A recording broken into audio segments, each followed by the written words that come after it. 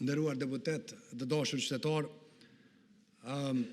sot jemi thirrur në një seancë e cila në thelb është e pakuptim sepse rezultatet i dim pothuajse gjithë.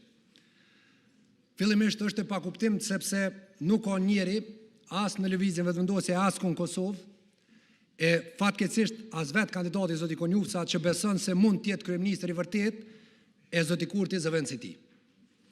Kjo seancë është farsë. Është i njëjti mentalitet që bllokoi kuvendi me emrin e Albulin Haxhiut, gjërsa Kosovës i shtoheshin problemet, thelloheshin problemet e familjeve në Kosovë, thelloi kriza e rritjes së çmimeve dhe rëndoi gjendja ekonomike në Kosovë. Rritej çmimi i energjisë elektrike, mungesë të madhe të barnave, si dhe të rinjt e familjet e Kosovës e lëshonin Kosovën. Në tërë këtë kohë bllokoi kuvendi me emrin e Albulin Haxhiut. Dhe në fund, kur erdhi zgjidhja me emrin e Dimal Bashës, edhe vetë deputet e lëvizjes vendosje çuditeshin çka ndodhi dhe pse hupëm kaq shumë kohë, pse kaq shumë kohë humbi Kosova. Kosova ka hyrë në një mentalitet bllokues. Dhe arkitekt i këtij mentaliteti bllokues është vetë zoti Kurti. Është dëshpëruese me pa kuvendin e Kosovës me këtë mentalitet bllokues që 10 muaj. Natyrisht, ne kemi tentu me të kalu këtë situatë, kemi pranu ftesë nga zoti Kurti dhe zoti Krasniqi si kryetari PDK-s në atë kohë ka ardhur në takim për të luajtur rolin e tij si udhëhec i grupit ton parlamentar. Edhe kur kemi qenë konstruktiv. Prap kriza institucionale ka vazhdu. Sepse zotit Kurti fare si ka interesu çka janë problemet ditore të familjeve në Kosovë. Krejt çka intereson zotit Kurti është qysh me alon fajin ish opozitës. Prandaj kjo seancë është farsë. Me një kandidat që e di vetë që nuk mund të luajë rolin e kryeministrit edhe me i pas votat për qeveri. Qysh mundet me qenë dikush kandidat për kryeministër që ja vendos dikush tjetër emrat e ministrave. E ai s'ka drejt me propozu gati asnjë emër për ministër. Ky është treguesi mjaftueshëm se çfarë kandidati për kryeministër është. Çka na tregon kjo është që zoti Konjufca është marrur në peng, që në krye të qeverisë propozohet dikush që krejt Kosova e din që nuk është kryeministër në realitet. Kërkohet votat deputetëve me legjitimu marrjen peng të zot Konjufca.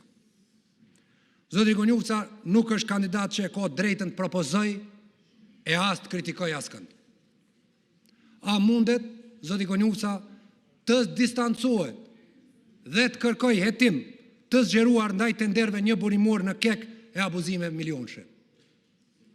A mundet zoti Konjufca të distancohet dhe të kërkoj hetime të zgjeruara ndaj Martin Berishën dhe aferës së përfolur ku ambasadori Berishaj ka tërhequr miliona euro në bankat e Kosova nga pagesa direkte nga Serbia për rolin e tij ndërmjetësimit të shitjes së energjisë elektrike? A mundet zoti Konjufca të distancohet dhe të kërkoj hetime të zgjeruara për ministrin Hajdari dhe abuzimet me rezervat e shtetit?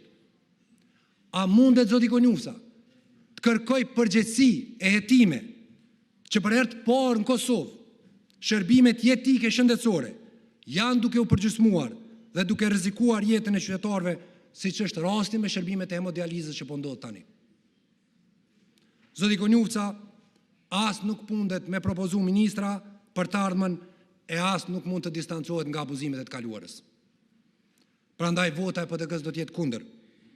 Por po ashtu jemi krejt vetëdijshëm se kjo seancë nuk është për të zgjedhur kryeministi, po për tentuar të fajsohet ish opozita.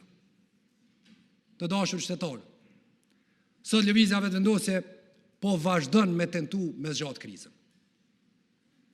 Qëllimi i PDK-s është me dalë nga ky ngërç dhe nga kjo krizë që po shkakton humbje të mëdha qytetarëve të Kosovës dhe vetë Kosovës. Këta po kërkojnë, hajde zgjatim krizën deri në prill, vazhdon kriza për popull, po me rëndësi vazhdojnë privilegjet për neve si qeveri. S'ka më privilegjet qeveritare për askënd derisa ka krizë në Kosovë. Mos su më shefni mo pas emrave të askujt. Zgjedhjet na qesim përballë popullit. Dhe çdo politikan i mirëfillt nuk i ik ballafaqimit me popull. Mos ikni ballafaqimit me taktizime të emrave e zgjatje të krizës. Faleminderit shumë.